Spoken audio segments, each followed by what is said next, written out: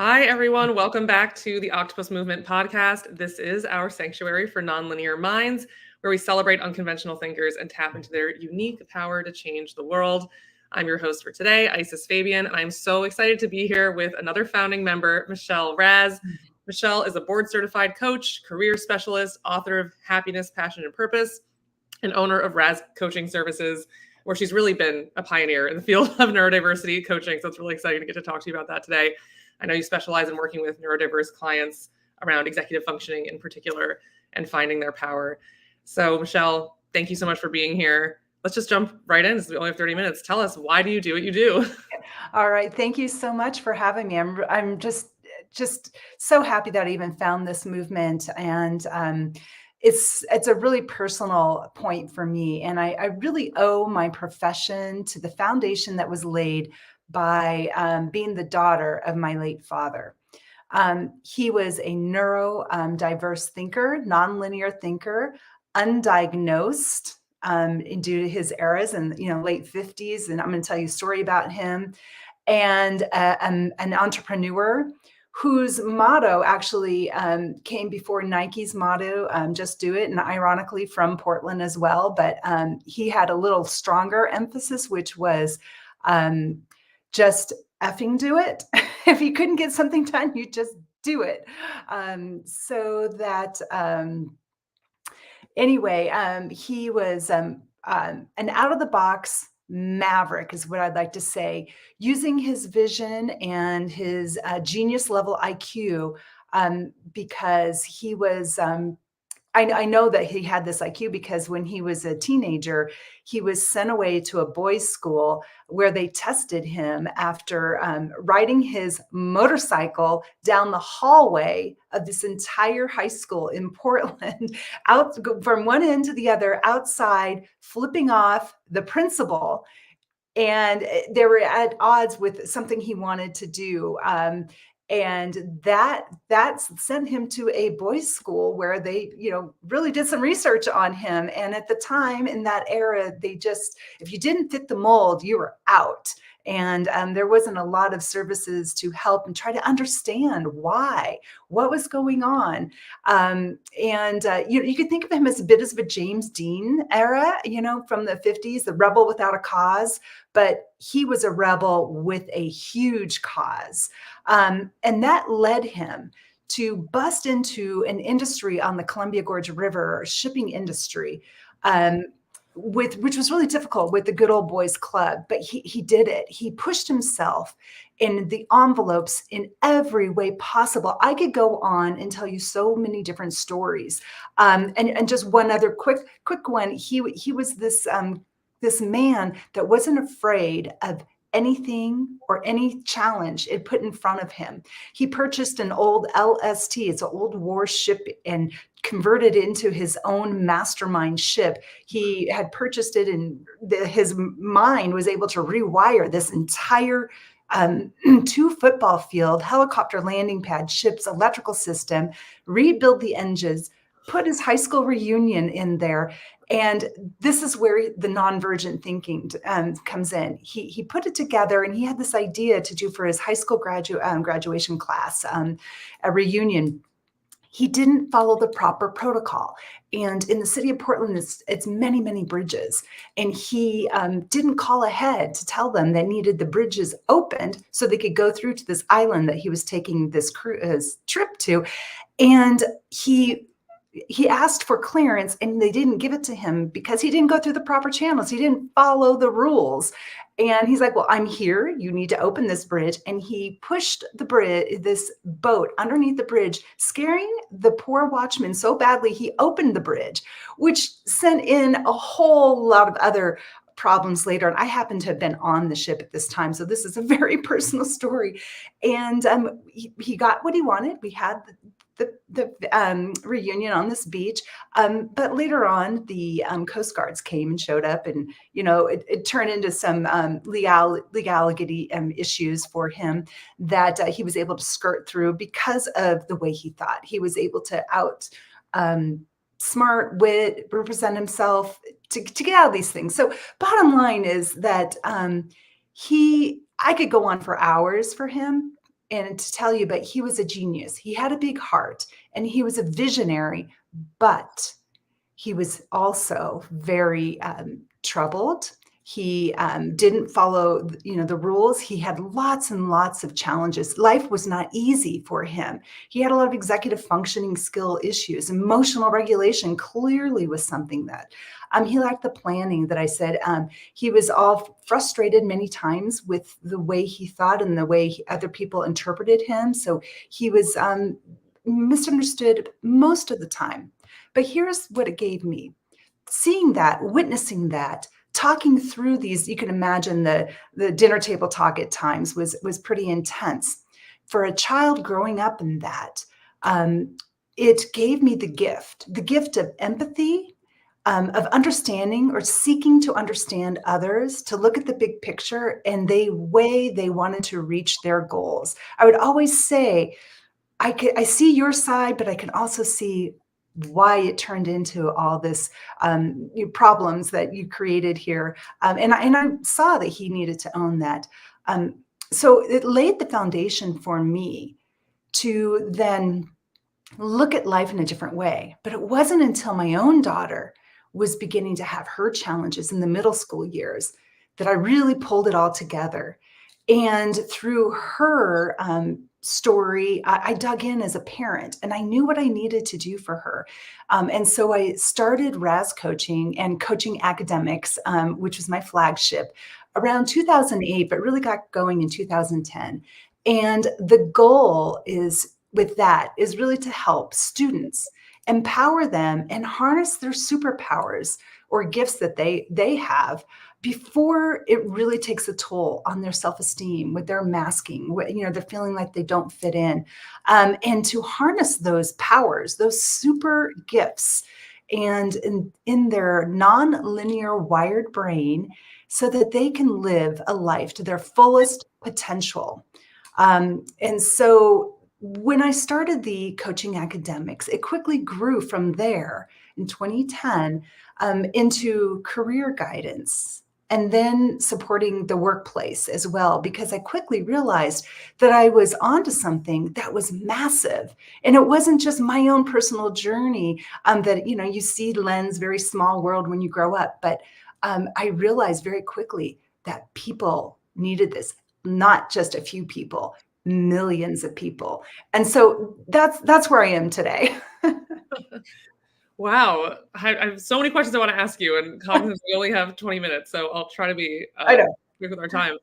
How do you approach bringing that full potential out of people, right? Helping them leverage those unique abilities, leverage that, like those special gifts they have, while simultaneously, in many ways, having to adapt to a very linear world, right? Do you see it as like a tightrope they have to walk, or how do you kind of Yeah. envision that and approach that? I love that. Yes. So I walk both sides, the linear world, the nonlinear world. And I feel like I'm like that bridge. And so the program that I developed and the framework really encompasses all of it.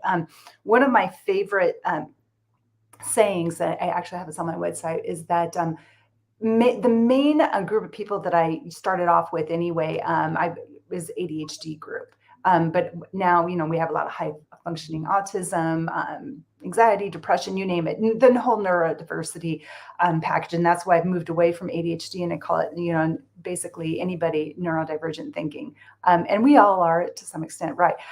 But it's, think of it as this, and I love this because of the octopus movement. And I just shared this recently with Perry, but I have on my website and I've had it for years. Think of like ADHD as an octopus on roller skates. You can think and visualize that.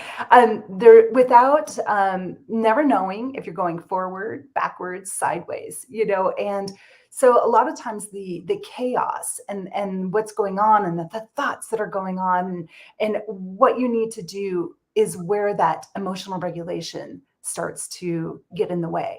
And so my approach is to come in and harness what they're dealing with in that moment. So usually it's some kind of dysregulation with their emotions that's getting in the way of their ability to use their executive functioning skills, organization, time management, the planning piece. And when you can frame their situation in that way, and address a certain level, like the emotional regulation, and then go in and provide structures through routines that build habits. Anything that they approach in life, they can go back and have a framework to start from so that they can then move forward with whatever goal or challenge that they're having at that time. Wow, yeah, and I'm sure it's so different for different people. I feel like, I think of being with autism and level 1 autistic. I know you said high functioning. I would think we prefer high masking or, Mm, like I said, level 1, low support needs, that kind of yeah. thing. So there's just so much going on in the background, right? We're always interpreted by how we look on the outside instead of like what's going on in that interior. So I love that you have this like very broad kind of framework to approach it that you can adapt to any unique individual. I think I just have a question, maybe a selfish question for those of us nonlinear thinkers who find ourselves operating within those highly linear cultures, industries, teams. What are some of the big pitfalls and opportunities that Mhm. you need to be aware of? Like, is there any kind of pattern you notice to nonlinear thinkers operating in these environments, and like something that we miss a lot, Mhm. or an opportunity that we miss a lot? Yeah, so you're absolutely right. In the corporate world, when people are in that, and um, there's a lot happening in the education, but there's a lot to be done with that. And we want organizations to be able to not only say that they support a DEIB, and I like the B part, the belonging part of that, because a, I don't want it to be just a checkbox. I want to really embrace that. And so I think, first of all, when you're navigating the world of the corporate world, or anything that you're doing, know the environment, know the place. And many times people will think that they can open up, and then there's repercussions. And so we have to start foundationally with the understanding of the strengths that the people bring. So it's a restructuring of even the hiring process and what we value in the employees that we bring into the company. And so, we're moving away, right, from this very structured, top down, bottom up model, and looking at what the strengths are that they bring to the company, and then work around the weaknesses. We all have those weaknesses. And so knowing the company you work for, I think, is really, really important, because I can give you strategies. And this is what I do. I work within the companies, and I help people often fitting into that nonlinear environment. And a lot of times we're strategizing how to work around the environment that they're in rather than trying to change the environment. And so I will tell you, there's a couple of corporations out there that are doing a magnificent job, that have EAPs, they have neurodiverse support groups, so that they're raising the awareness of what it is that people need in the environment so that they can function at their best. So how do you navigate in the nonlinear environment? Education, and then through that, having that advocacy, and maybe being a maverick. Be a maverick and tell them what you need, and having the confidence of what you do. They need your brilliant mind. So I empower people. I have them have the confidence in what they're good at, and have strategies and what their weaknesses are. I do find that's often one of the biggest challenges, right? Is the lack of self worth, the lack of, by the time you're getting to that corporate level and you haven't had any kind of that support throughout your childhood, your teenage years, you can have such a diminished sense of self and feel like you're always playing catch up. You're always, you know, Mhm. missing the bar, and like often have missed that whole side of you, and like the brilliance that you have, you haven't even been able to tap into it in a, satisfying Yeah. way. So that's one of the first. Always being an imposter, right? And knowing, oftentimes when I'm working with somebody in the corporate world, I'm saying, you're here for a reason. Let's look at why. Why did they offer you this position? Why do you have this very successful company? What brought that to you? And then, really empowering that confidence in them, that there's this brilliance behind the struggles with those executive functioning skills. And really, when you can strategize and put the right pieces in place, I find most successful people are the nonlinear ones. I mean, let's go back to my father. Who in the world could break into a 100-year-old industry with a new company? And I didn't even go into the details of how he did it. And he bootstrapped the whole thing together. Hence why I'm always bootstrapping my things together, but the brilliance, the risk takers. And then a lot of times, there's this ability, this resiliency that comes out of all the years of struggles. They're nonlinear thinkers are the people that can take risks and do things, and they're used to being um, corrected, not feeling like they fit in. And if you can harness that and say, I don't want to fit in, because I know that what I have to offer is going to change the environment, change the world. And this is why I just love the octopus movement, because I'm surrounded by my people, and I'm that cheerleader. I can show you, navigate how to be the best version of yourself. Yeah, amazing. I Yeah. mean, do you see any kind of relationship between like all of the uncertainties of our world today, right? AI, all Mhm. these other kinds of factors and variables, and just not knowing what are things going to look like 5 years from now, right? And then the intersection with that and neurodiversity, empowerment, nonlinear thinking skills. Like, are you seeing organizations kind of recognize that moving away from the rigidity, the old, outdated, traditional way of doing things, these kind of outdated ways of recognizing talent? What does this super talented person look like? Oh, they're not looking at the camera during the job interview, then they're not talented, right? Like, are you seeing that kind of recognition pick up and seeing more potential for nonlinear thinkers in the future? I absolutely do. And this is what this movement and my world, I function in the world of enlightenment and showing, and I'm advocating. I've been advocating for 15 years myself, really knowing. And before that, I was doing it on the sidelines and not really understanding what my purpose was in life. But so my world is, I'm looking for the illumination and seeing what I'm seeing. And then it's when I see the momentum, make that momentum even more. And I can be a part of the equation by saying, this person was given a chance, giving a risk. And look at the idea that came from that risk. Look at this student that was brilliant in high school, but yet barely graduated high school because of their executive functioning challenges. And you were able to provide them with these wraparound services and supports so that they could really focus in on what they're good at. And if you think about it in the workforce, isn't that what we want? We want people to work in teams that shine their strengths so that collectively together, you've got a whole movement of intelligence and brilliance, of thought patterns that can solve problems in the workforce, in the world. And so by having a balanced team like that, it's going to improve the right ROI, employee retentions, the longevity of projects within companies because of the synergy that happens. Now, with that, again, I'm going to go back to my octopus, right? The octopus on roller skates. There needs to be structure. There needs to be a guiding force. There needs to be, the lighthouse, so that you have a framework, so that you can actually not only potentially tap into it, but see the results. And so I think in the workforce, we still have some work to do around that.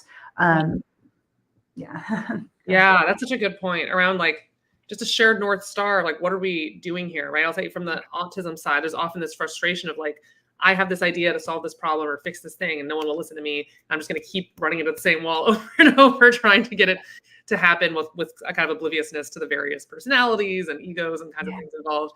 I've also seen a lot when it's neurodiverse people being penalized in the workplace, or they're getting in trouble with a manager or go to HR. This idea of like, they don't respect me, right? They don't show me respect. Right. But then when you get down to like, well, what are the behaviors? It's like they're asking questions in a meeting that has a lot of people in it or something, right?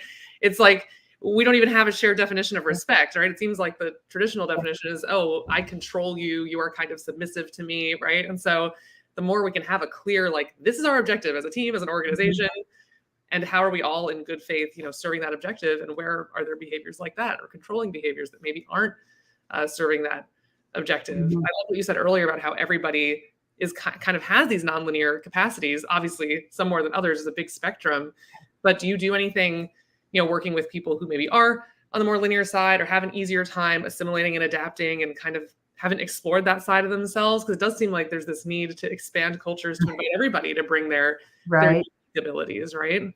Isn't that, you make a really great point. And I think recently I was talking about, I was a director of an academy for 3 summers where I was bringing in students from abroad and specifically from the Chinese background into an American background to collaborate with the thinking of more typical global, a free society and whatnot, because that nonlinear way at the time, this was a few years back, but they were realizing that there was a need for that creative link, that ability to think outside the box. And it was really interesting to work with students that hadn't been exposed to that and try to force them into thinking non-linearly. So what I did is I took the theme back at the time, this is quite a few years ago, Great Gatsby was famous, and the movie. And so we created a campus newspaper, and they had to be the journalist in this environment, dating it back to the era of the Great Gatsby, with common day events going on with the campus. And it was hard. It was really, really hard. And if you didn't practice over time, what I realized, the ability to think outside the box, to have freedom of thought, to put them into actions, the level of output is really compromised. And so you make a really good point. We need to nurture this creative side and be vulnerable to be able to make mistakes and go with what you're good at or you're showing signs of interest in, that moves away from that traditional boxed in type of environment. And we, in the corporate world, you ask if I personally know my whole clientele is nonlinear. It's always been. So, and even on that, you get a spectrum where some people are really good and very structured in project management. Right. But they get stuck in other areas. And so it's very individualized and customizable what I do. But I believe what you're saying is right, is that in that world, we should have think tanks where you're pushed to be creative, go outside of your comfort zone of creativity. And by doing that, you need a diverse work group. Whether you're in a pod and you're working within those teams, how boring, right, would it be to be in a group where everyone's just, following the rules of what's laid out in front of you, and where is the future of that? How is that going to solve company problems or push them forward in this global economy that we're creating? And so I really think that this is the era to be able to shine with the gifts of the neurodivergent thinker, while also not forgetting that we need that structure and that framework as well. Yeah, absolutely. I mean, what you're describing is really the convergent versus divergent thinking as a process, right? I think people with ADHD, in my experience, are like the best divergent thinkers. They have this like broad aperture. They're taking in all these different data points at once, and then they sound like they're just changing the subject. They're going off on something else, but they're just on that many different kind of train tracks at the same time. But then they're parsed as, oh, you can't focus, you can't do this and that, right? It's all that kind of linear interpretation of it. But in the workplace, we're always like starting from here and then like winnowing down to like one answer or one singular consensus or one, and when someone comes in and says something, well, how about this, out of left field, they're like frowned at and punished for like, why are you even saying that when we're trying to be narrow here, right? And why do people do that? The reason why is this: somebody comes in with this grand idea, and the first reaction is, a linear thinker, oh my God, I got to break that down. How does that do it? And the blend between the two is amazing, I think, because somebody comes in, like, say, how do you hike a mountain? I'm a big hiker, mountain. I hiked all over, some major mountains. And if you look at something big and grand, like, I'm going to hike this mountain, and it could be overwhelming. But how do we do that, right? We do it by one step at a time and doing that. And so we need those big idea people to come in, and then we need that acceptance to say, okay, great idea. Let's go top view of this and say, we're here. How do we get here? And that's where you can really collaborate and pull in all the divergent, convergent thinkers to map it out. I love roadmaps. I really do. And so I'm a visual person. Most of my clients I work with are visual. And so mapping these things out and having a framework to utilize in the workforce, in these think tanks, is a way that I believe could really propel us into an era that no problem is too hard to solve. And going back to what you said about AI and where we're at right now, I think it's exciting. I embrace change, and I'm not afraid of it. I know that along the way, there's going to be, things that we need to assess the risk of. But it's an era to where whatever you're weak at, you've got this amazing possibility of a tool to help you with. So I think it's going to enhance the way we work. I really hope that we're in a disruptive work environment with education and work, with all the tools we have, with honoring all the amazing thinkers out there and the way that we can come together. The most important thing is acceptance from the nonlinear world to bring it into a linear world, and acceptance from the linear world to bring in, the radicals, the mavericks into the work environment, and be able to do it in a respectful way. Oh my gosh. Absolutely. And hopefully, like, I hear what you're saying about the level of disruption, right? You want it to be so much that these kind of band-aid solutions to maintain the status quo are no longer going to be sufficient, because we need to interrogate the status quo or the old ways of doing things, wholesale, to actually create these environments that everybody can reach their full potential and deliver what they're capable of. Because I feel like today, so few people, nonlinear or linear, are actually in a position to deliver on their full potential in any given environment. We have just a couple minutes left. So everyone, you've heard from our esteemed thought leader. Want to know what's sticking for you, how you think about things differently after what we heard from Michelle today. Michelle, any final words of wisdom for our listeners to help them activate their own nonlinear potential or that of their organization more broadly? Yeah. Like I said before, it's when you're hiking a mountain, you do it one step at a time. And so if you are in a work environment, or you've got this big goal in front of you, and all you see are roadblocks, think of it and break it down. Identify where the challenge is, and then look for alternatives, and break it down one at a time. I talk about executive functioning skills like everybody knows about it, but just in case, look into the planning, the organization. How are you managing your time? What works for you? Task initiation, working memory, all those things, and break it down and have a brain hack for each sticking point that you know of. So know yourself, know where your challenges are, and then problem solve. And whether it's with somebody like myself or Isis, or somebody that's helping in that coaching realm, you can probably create your own roadmap and have some brain hacks for wherein you get stuck, and then the accountability to that. We can all talk and talk and talk and talk, but it's really in the action. And that's what, coaching is so good about the action plans. And so have that accountability to the actions of what you are going to utilize. And so I have a whole list of brain hacks. I do monthly brain hacks for different challenges in the executive functioning skill realm.